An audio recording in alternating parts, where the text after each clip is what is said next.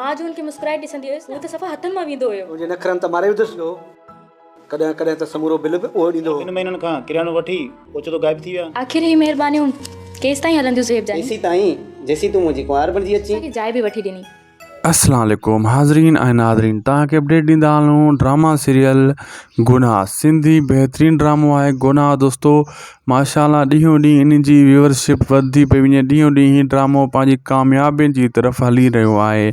शुरूआति में त हीउ ड्रामो बोरिंग हुयो, हाणे जीअं जीअं अॻिते जी कहाणी स्टार्ट थी आहे, जीअं ही शुरू में तव्हां टुकड़ा ॾिठा टीज़र जा, जंहिंमें पैसा वठण ऐं छोकिरी मतिलबु ब्लैकमेल करण ऐं खाइण पैसा, अहिड़े हिसाब सां अहिड़ा किरदार लालच वारा इहा माण्हुनि खे वणंदा आहिनि।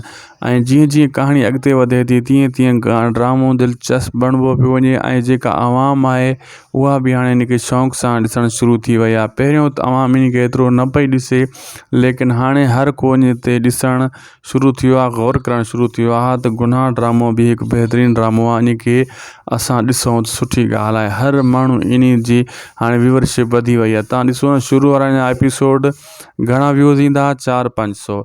हाणे इन जे पुरमो जा व्यूज़ बि 2000 ताईं अची था वञनि, 3000 ताईं अची था वञनि, यानी एपिसोड जा अञा मथे अचनि था। तमामु जल्द ही ड्रामो जागीर, गुलाम हुसैन इन्हनि जे बराबरि अची वेंदो, छो त अॻिते जी कहाणी अञा बहितर आहे। असांखे ख़बर आहे, असांजा राब्ता आहिनि ऐं असांखे अॼु जेको आहे न दिलि चयो त इन जी अपडेट्स बि ॾियूं। हिन ते को अपडेट नथो पियो ॾिए।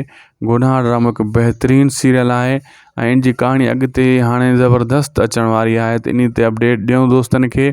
ऐं दोस्तो मां तव्हांखे ॿुधाईंदो हलां त गुनाह ड्रामो तव्हां अगरि गौर करे ॾिसो त वॾी इन में कहाणी आहे, सम्झाणी आहे, लेकिन माण्हू इन शइ ॾे गौर नथा करनि, मार धाड़ ॾे गौर था करनि। त मार धाड़ हुजे त ॾिसूं, न त न ॾिसूं, ईअं न कंदा कयो, सुठी शइ खे बि ॾिसंदा कयो।